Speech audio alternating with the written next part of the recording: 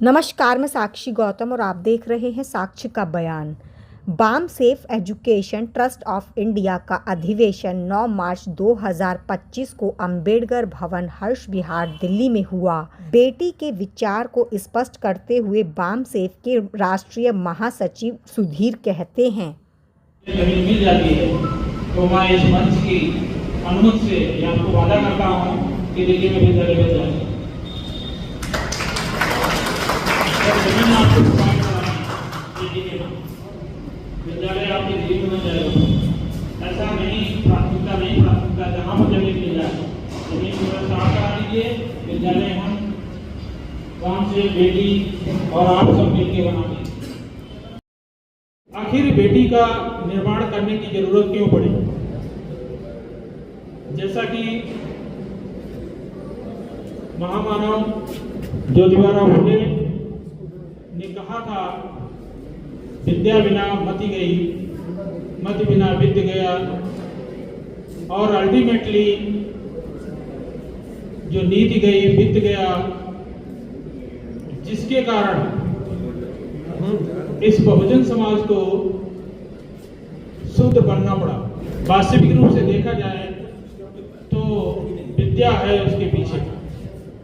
जो हमारे बौद्धिक भारत की परंपरा थी, जो वैज्ञानिक सोच के आधार पर विद्या दी जाती थी, यही सोच को खत्म करने के लिए ही हमारी जो वैज्ञानिक सोच वाली व्यवस्था थी भारत में, उसको खत्म किया, जिससे हम सोचने की क्षमता न रख पाए। हमको मतलब हमारी जो पीढ़ी अभी गुजर गई, अभी भी हम लोग, मैंने जैसे कहा, हम लोग अभी यहाँ से सुनेंगे और हम चले जाते हैं, फिर हम उस व्यवस्था में लग जाते हैं।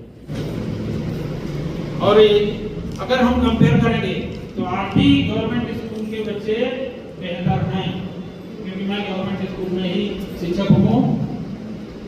और मैं ऐसे नहीं कह रहा हूँ, मैं अभी साल में 6-7 विद्यालयों में फिर लेने जाता हूँ। मुझे उस अनुभव जो हम क्या चाह रहे हैं, कि गैर बनावटी वाली शिक्षा चाह रहे हैं और वैज्ञानिक सोच वाली शिक्षा चाह रहे हैं, या वैज्ञानिक सोच वाली एक समान एक बोर्ड की शिक्षा पूरे देश में चाह रहे हैं। चुनाव आपका।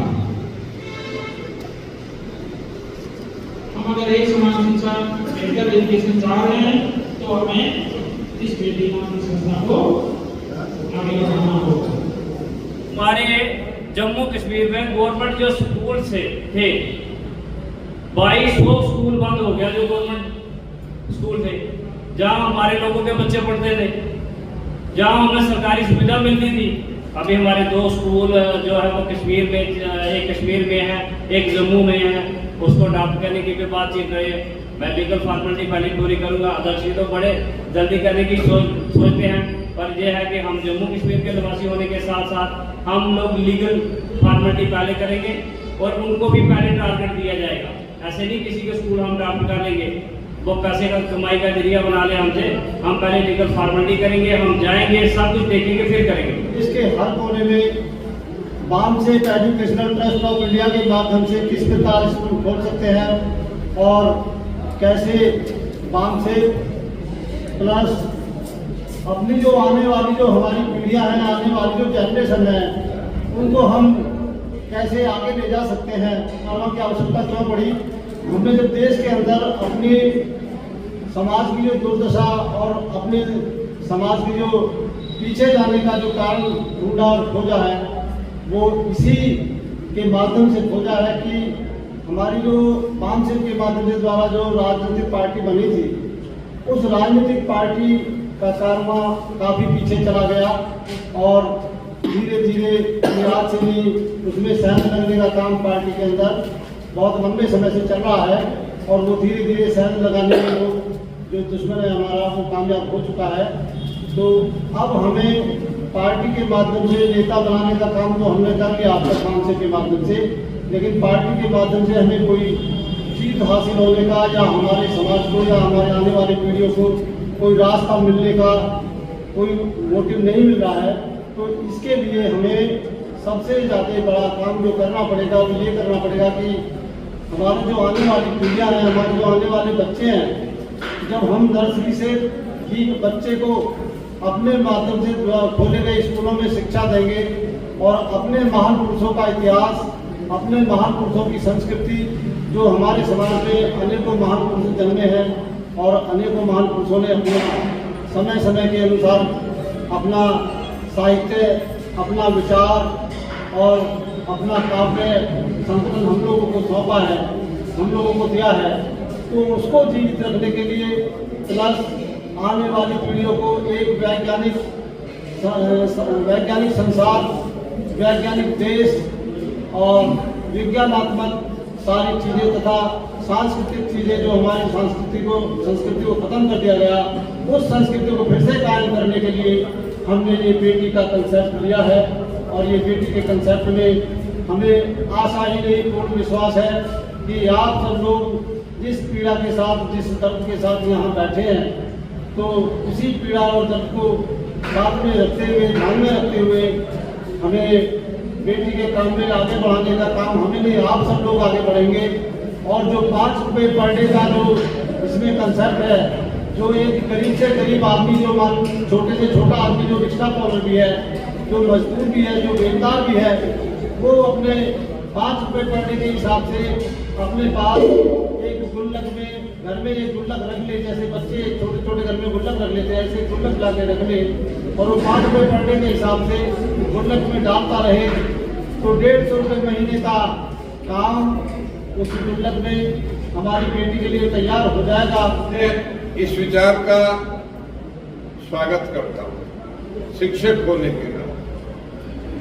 दूसरे, ये विचार अच्छा है क्योंकि ये केवल एक शिक्षा की जरूरत को पूरा नहीं करता, बल्कि समाज को रचनात्मकता से जोड़ता है, उसके स्वाभिमान से जोड़ता है, उसके बच्चों की सांस्कृतिक ऐतिहासिक जरूरतों से जोड़ता है और उस भाव से भी जोड़ता है कि मैंने समाज को अपनी इस योग्यता से, क्षमता से अपने सामाजिक ऋण को पूरा किया, जिसको बाबा साहब कहते थे, जो आगरा की उन्होंने रैली में कहा था कि जब तक ये शिक्षित और अधिकार प्राप्त वर्ग समाज की वेदना के साथ समाज को आगे ले जाने के लिए काम नहीं करेगा, तब तक इस समाज का, बहुजन समाज का भला होने वाला नहीं। साथियों, एजुकेशन 2 तरह की होती है। एक एजुकेशन होती है फॉर्मल एजुकेशन, दूसरी एजुकेशन होती है इनफॉर्मल एजुकेशन। फॉर्मल एजुकेशन जो होती है वो स्कूलों में दी जाती है, कॉलेजों में दी जाती है, यूनिवर्सिटी में दी जाती है। और जो इनफॉर्मल एजुकेशन होती है वो संगोष्ठियों में दी जाती है, मीटिंग्स में दी जाती है, कैडेट कैंप्स में दी जाती है। तो जो एजुकेशन का जो कार्य है वो बामसेफ शुरू से ही कर रहा है। एजुकेशन के द्वारा हम चैतन्य होते हैं, हमारे अंदर चेतना पैदा होती है, हम अवेयर होते हैं, क्या राइट है क्या रॉन्ग है, इसको हम जानने की कोशिश करते हैं, समझते हैं। और ये इसी उद्देश्य को लेकर, अवेयरनेस फैलाने को लेकर, जागृति को लेकर बामसेफ का निर्माण हुआ।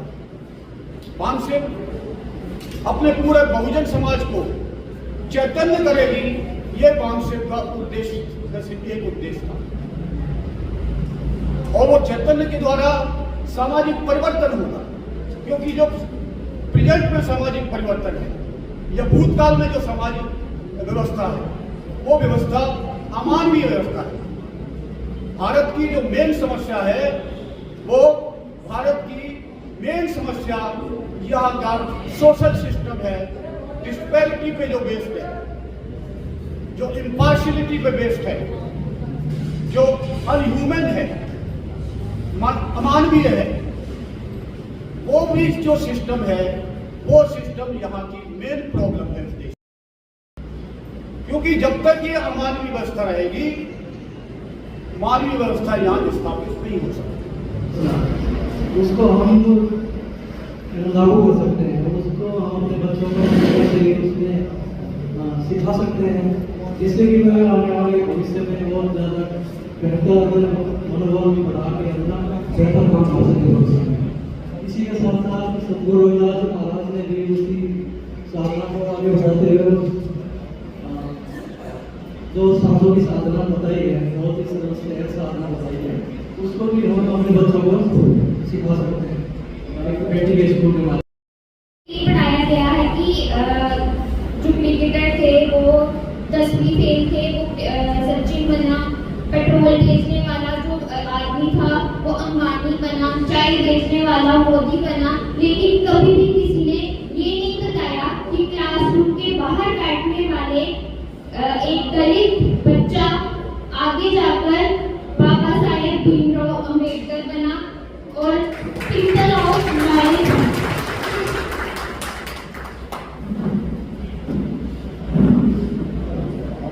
मुझे बहुत ही अच्छा लगता है जब भी जो टॉपिक बताया जाता है कि बाबा साहब जी के बारे में है, बट हमें बाबा साहब जी के सिर्फ इतना ही बताया जाता है कि वो सिर्फ और सिर्फ डाउनवर्जन और दलित के लीडर्स थे। ये नहीं बताया जाता है कि वो हर एक वुमेन के लिए इतने जरूरी थे। अगर वो नहीं होते तो आज हम यहाँ पे कोई भी वुमेन इक्वल एज मेन नहीं कर। एजुकेशन इतनी जरूरी है, लाइक एजुकेशन हमारी की है एक सक्सेस के लिए। अगर एजुकेशन नहीं है हमारे जीवन में तो हम कुछ भी नहीं कर सकते हैं। आज जो BAMCEF education trust of India बेटी की तरफ से जो अधिवेशन हो रहा है, मुझे बहुत खुशी हो रही है उसका एक हिस्सा बनने के लिए। आप ये देखिए शॉर्ट फॉर्म में बेटी, अब महिलाओं के लिए अगर बेटी शब्द लेंगे तो वो तो मतलब पर्सनल हो जाता है कुछ, वो एक अटैचमेंट है। वो भी बहुत अच्छा लग रहा है कि हम बेटी कॉन्सेप्ट के लिए यहाँ पर इकट्ठे हुए हैं और यहाँ पर आज के प्रोग्राम में जो सभी वक्ताओं ने यहाँ पर बोला है, समझाया गया है बेटी का क्या कॉन्सेप्ट है, हमें उसके बारे में बताया गया है, वो हमें समझना चाहिए और हम समझ भी रहे हैं क्योंकि वक्ताओं ने सब कुछ ही बोल दिया है। मुझे तो बोलने की कोई ज़रूरत ही नहीं है, वो सब चीज़ें हमें बिल्कुल क्लियर हुई है कि क्या चीज़ है, बेटी का कॉन्सेप्ट क्या है। राष्ट्रीय बेटी और इसी साथ में मंच पर हमें अनेक सागर के सहभागिता करता हूँ। मैं उनसे अनुरोध करता हूँ सम्मान करें।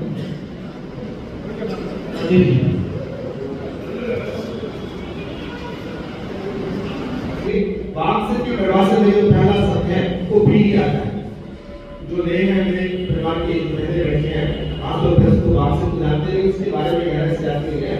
तो बाप से की पहली परिभाषा में जो भी है उस बी के ब्रैकेट में भारत संविधान के अनुसार एससी एसटी एंड ओबीसी बढ़ा है, ए फॉर एंड आता है और आपका आगे क्या एम फॉर माइनॉरिटीज में बुद्धिज्म, सिखिज्म, मुस्लिम, जो हमारे जो सिख धर्म से लेकर के जितने भी संप्रदायों को या धर्मों को मानने वाले लोग हैं उन सब का एक समग्र रूप दिया गया। सी फॉर कम्युनिटीज, यह समुदाय का निर्माण करने का, A for employees, M for petition. तो बाप से की परिभाषा इन सबसे मिलकर बनती है। हम इस भारत को जो वास्तव में संविधान में नींव है कि भारत के प्रत्येक नागरिक हम लोग से शुरू होता है। मैं कई बार रिपीट भी करता हूँ, भारत के संविधान के प्रिंसिपल में जो शुरुआत की है भारतीय संविधान की इस लोकतांत्रिक प्रक्रिया को अपनाने के लिए, उसका पहला शब्द भी विवेक है। हम भारत के लोग से शुरुआत होती है। हम भारत के हिंदू, मुसलमान, सिख, ईसाई, बौद्ध का जिक्र नहीं करेगा। हम भारत के लोग भारत को एक संपूर्ण प्रभुत्व संपन्न, पंथप्रेमी, समाजवादी, लोकतंत्रात्मक गणराज्य बनाने के लिए तथा इसके समस्त नागरिकों को सामाजिक, आर्थिक, राजनीतिक न्याय, विचार, अभिव्यक्ति, विश्वास, धर्म, उपासना की स्वतंत्रता, प्रतिष्ठा, अवसर की समता प्राप्त कराने के लिए तथा उन सब में व्यक्ति की गरिमा तथा राष्ट्र की एकता एवं अखंडता सुनिश्चित करने वाली बंधुता बढ़ाने के लिए दृढ़ संकल्प होकर अपनी संविधान सभा में आज तारीख 26 नवंबर 1949 मिति मार्च 2006 को एक द्वारा इस संविधान को आत्मनिर्भर और अंगीकृत करते हैं। मैडम, आपने